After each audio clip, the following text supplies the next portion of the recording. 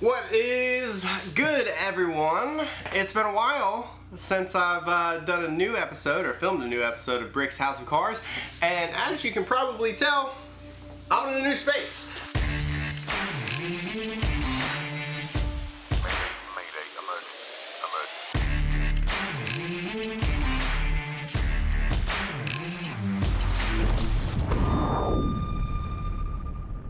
That's because a lot's happened since the last time I filmed. I got a new house and subsequently have a new tool room. I don't have a garage yet, so that kind of sucks still. But that's okay, we're making steps in the right direction. You also might have seen, if you watched the short I did introducing him, that I have a new addition to the fleet, and that's a 1994 F-150. It will square body Ford.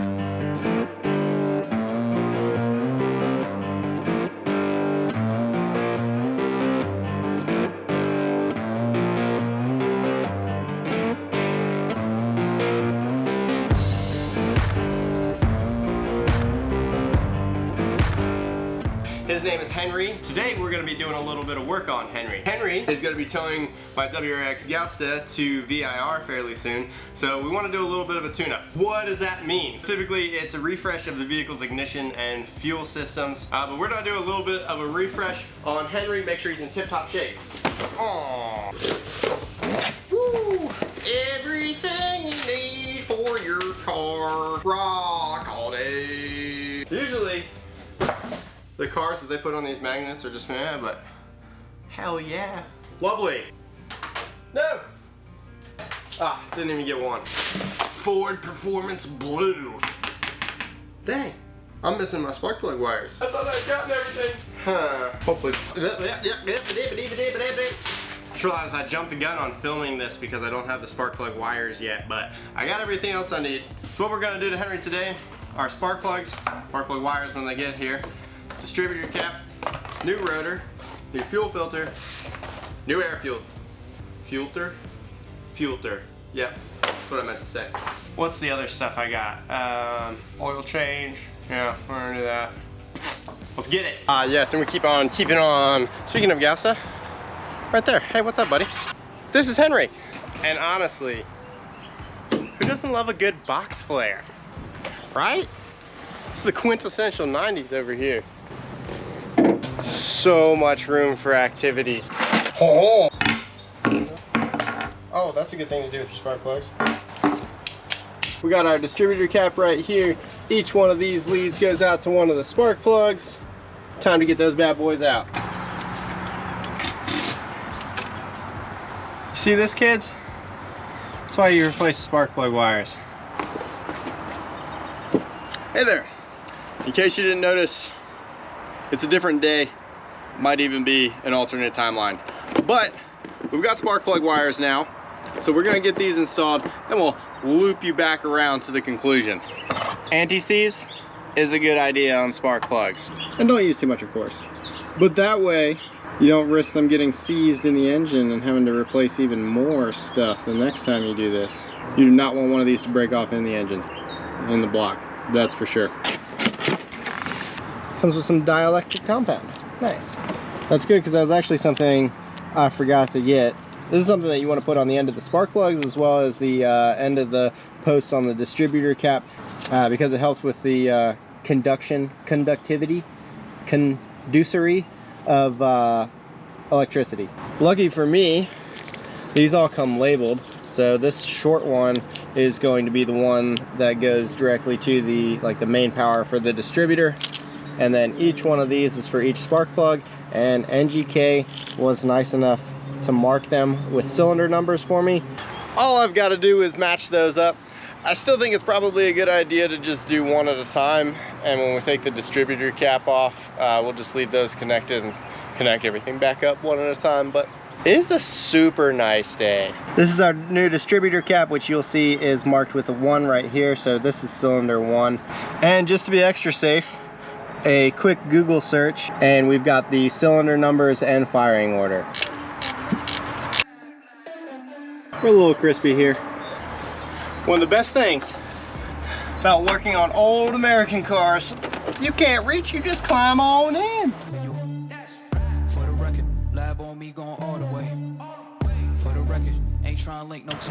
Oh yeah. Cranky, cranky, cranky, cranky, cranky, cranky, cranky. Ooh. That's a filthy one. That one's nasty. That one's actually slightly moist. My paper towel's far away. God damn it.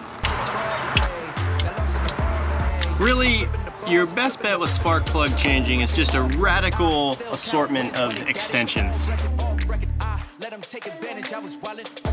Cranky, cranky, cranky.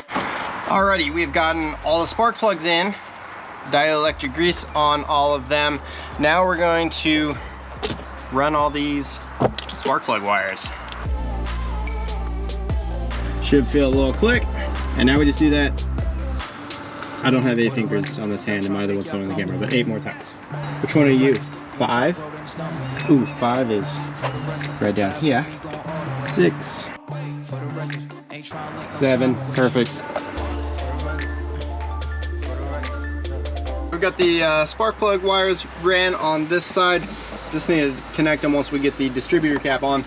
Real quick, just in case you don't know how a distributor ignition system works, we've got a coil back here. There's one lead that goes over here to the middle of the distributor cap. Then there's a rotor inside that spins around and basically makes contact with each one of these spark plug wires in the correct order. That then sends the spark down the spark plug wire to the appropriate cylinder. Bada bing, bada boom. Let's do the other side. All right, cylinders 1, 2, 3, and 4. That one's special. 3, 2, 1. It's gonna be a montage. Montage.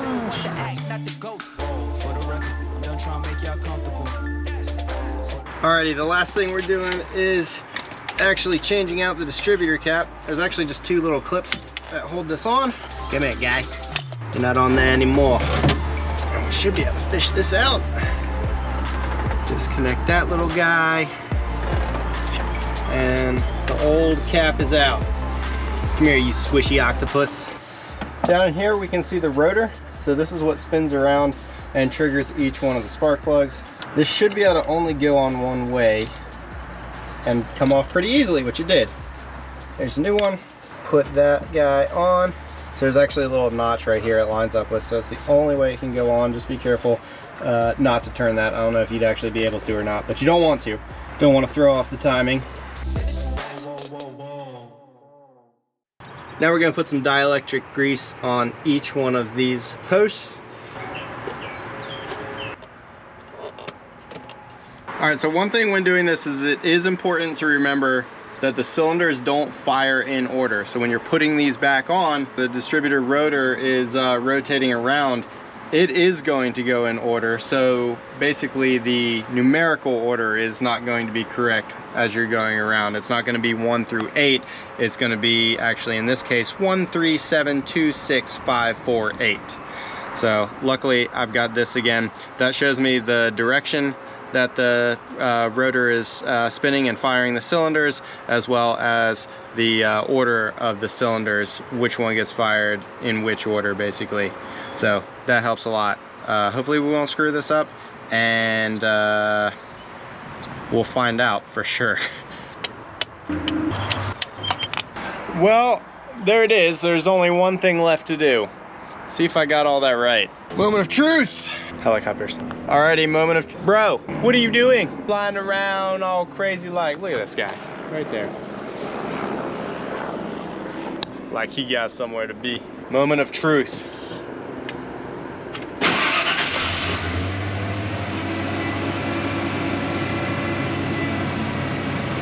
Okay.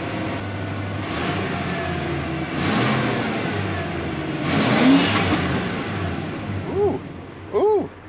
I didn't realize this thing had a limiter on it. Oh, buddy, she purr. He purrs. Henry's a guy.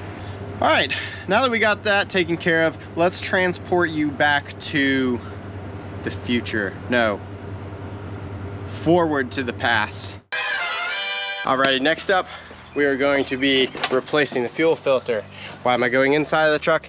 Because first of all, to do this properly, we need to turn off the inertia switch. Now what that is basically just a little switch that's inside the cab here. In the event of an accident, it'll switch on or switch off and relieve all the fuel pressure, so that way you're not spewing fuel everywhere. So we need to disconnect that first. That's gonna be in here in the passenger footwell. We gotta pop this little jaunt off right here. Please come off without breaking. There's proper tools for this, which I don't have. Gravy. Woo! Why is that so long? What she said. Oh yeah. Nice. We're gonna wanna make sure the truck is running so we actually get all the fuel out. Then we're gonna go down here and we've got the inertia switch right here.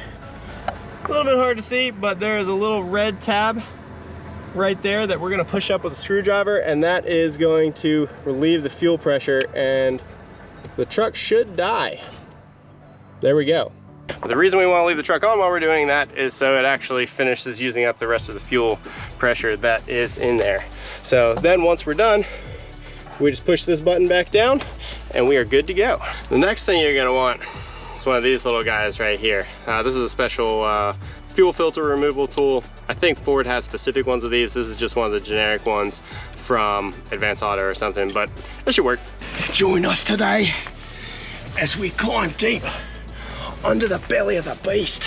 Just for reference, rear tire, front fuel tank, because yeah, there are two fuel tanks, and tucked up right here, that's our little fuel filter guy.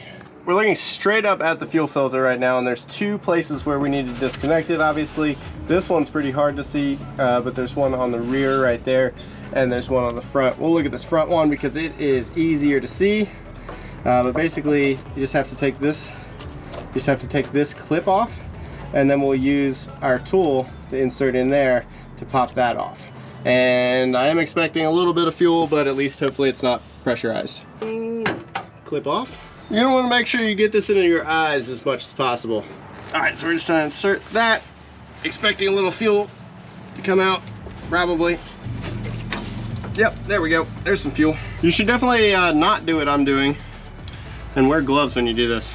And don't get fuel in your eyes. Oh God, oh God. You know what I'm thinking? I'm thinking it's probably a good idea to do the back first so that's not connected to the fuel tank any longer.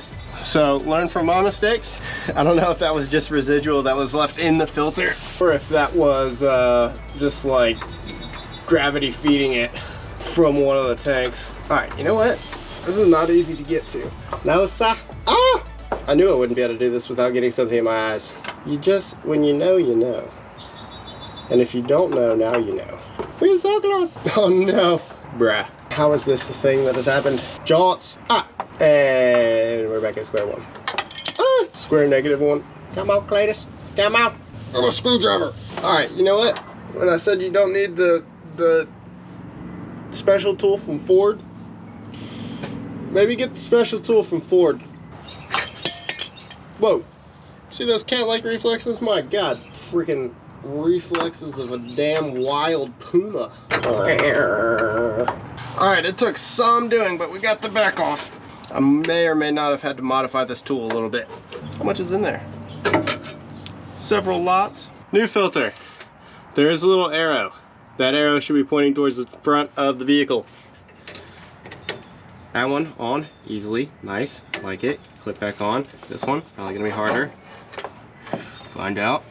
Maybe you should have put it in there first. Come on, give me a nice affirmative slap in there.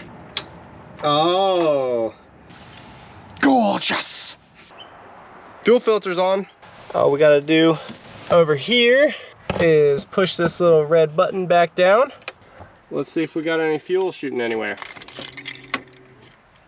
Make sure that primes fully.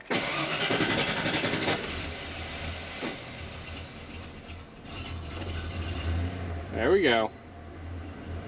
Gotta get fuel pressure back in there. But you know what? It started. We got any fuel spraying out? I don't see any. Next up, Earl. All right, while we're waiting for the oil to drain, Gonna check a few other fluid levels. Just make sure everything's totally topped off.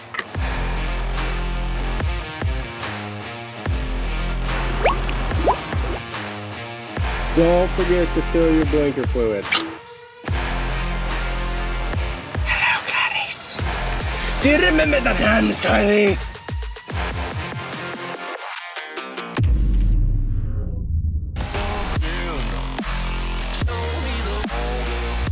The last thing we're gonna do, place the air filter.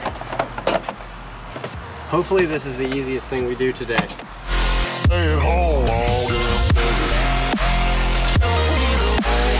This one is ever so slightly thicker. That one's actually Motorcraft though. But that's all right, we want a secure, snug fit. Maximum filtration. Oh, I can't go up.